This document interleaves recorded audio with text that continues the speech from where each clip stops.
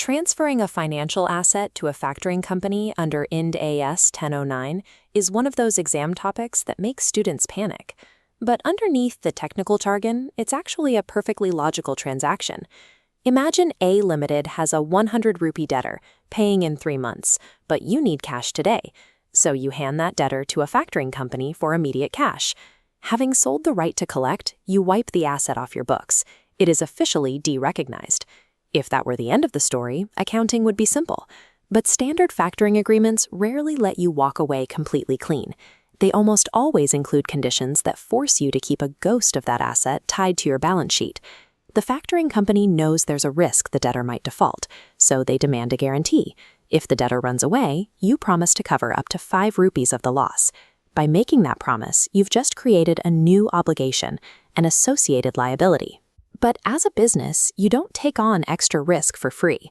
If you are guaranteeing their money, you are going to charge a premium for that service, which Ind AS calls the fair value of the guarantee. Let's say the factoring company wires you 90 rupees in total. That 90 rupees actually splits into 2 pieces, 89 rupees as payment for the debtor itself, and 1 extra rupee as the premium you charged for providing that 5 rupee guarantee. That 1 rupee is income, but because the 3-month credit period hasn't passed yet, you haven't technically earned it. It's unearned income received in advance, so it gets bundled straight into your associated liability, bringing the total up to 6 rupees.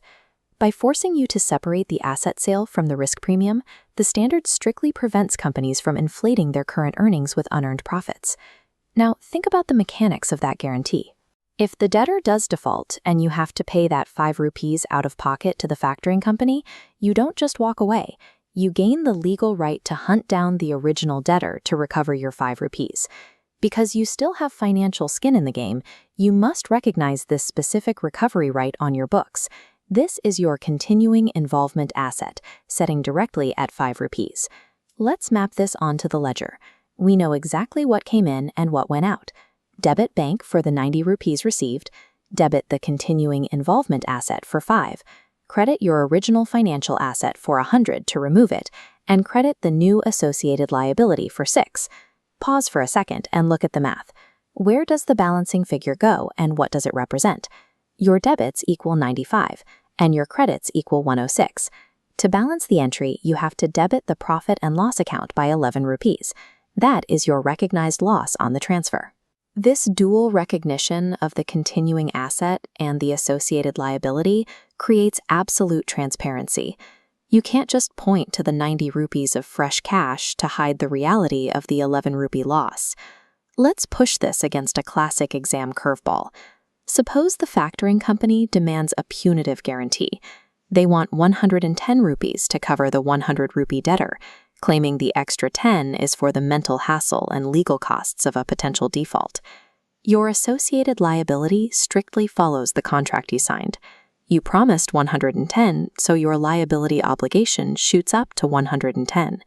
It's tempting to assume your continuing involvement asset jumps to 110, but your right to collect is only 100 rupees. The debtor won't pay penalties.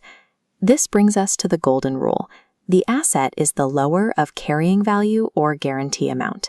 The accounting standard enforces this hard cap to ensure you never inflate the value of a phantom asset.